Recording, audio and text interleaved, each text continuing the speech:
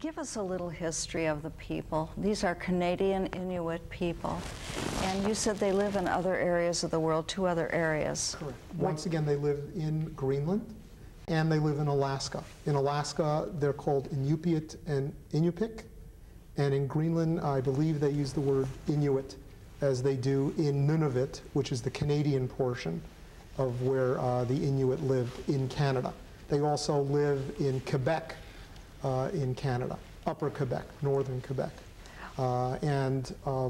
Their history, originally they were called Eskimos, which to the Inuit in Canada, that is a derogatory name.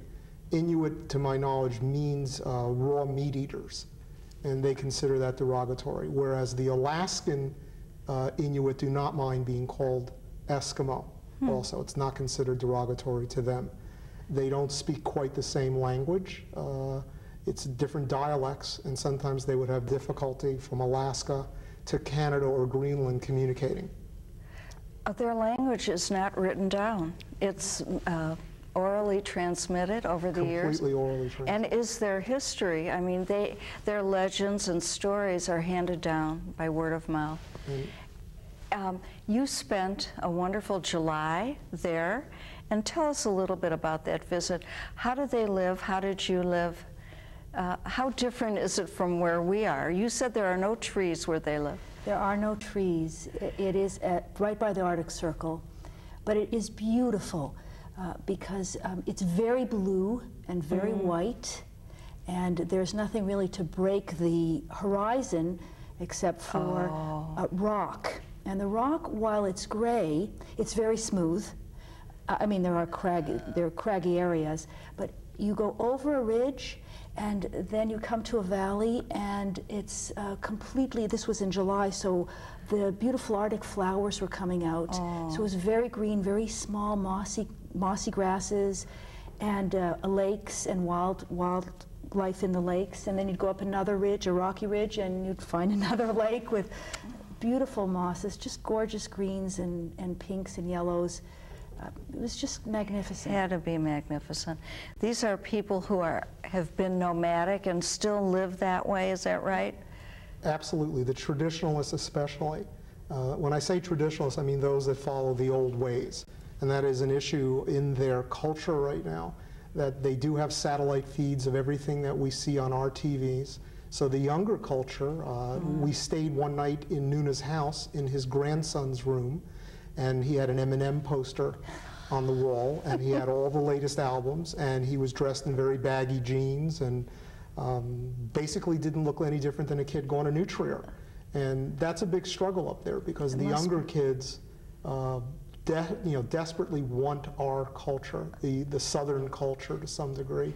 And for the old-timers, for the traditionalists, they have a big struggle getting some of the younger people to continue wanting to hunt, wanting to wear traditional clothing, wanting to learn how to carve. Nuna teaches kids how to carve, and that's the only the way they will learn. He's taught his 4 natural children. They were all top carvers in their own right. There are 2 surviving children. 2 of them have died, which is another issue up in that area, that life is dangerous. How did they die? The older one who died about 6 years ago, his name was Jutani, and this is a typical way of dying. They have to quarry stone for their carvings. It's about a 7-hour boat ride from Cape Dorset, and they go there usually 2 or 3 times in the late summer, and they really didn't, at least at that time, have very good shoring up methods for the caves the way they were carving. And Jutani, to my understanding, was in the bottom of this quarry. Nuna was on a middle level, and I believe Peter was on top, and the whole thing gave in. Jutani was killed, Jutani was killed, Nuna was pretty badly injured and had some damage to his left or right shoulder. Peter was fine. He had while we were there, his 5-year-old daughter was with us, who, of course, he really did not know, from what I understand. She was born after he died. This is Jutani's daughter. Her name is Elissape. She's being raised by her mother and grandmother. His other son, Josephine, or Joe Parr, he was killed December 18th, 2003 in a snowmobile accident, which is another way that a lot of them die. Couple of major carvers died over the last winter going on their snowmobiles, cracking through the snow or the ice, and then either drowning or hypothermia. Maybe their bodies would be found, maybe they would not. So life is tough. Life is tough, even today with all the modern conveniences that they have.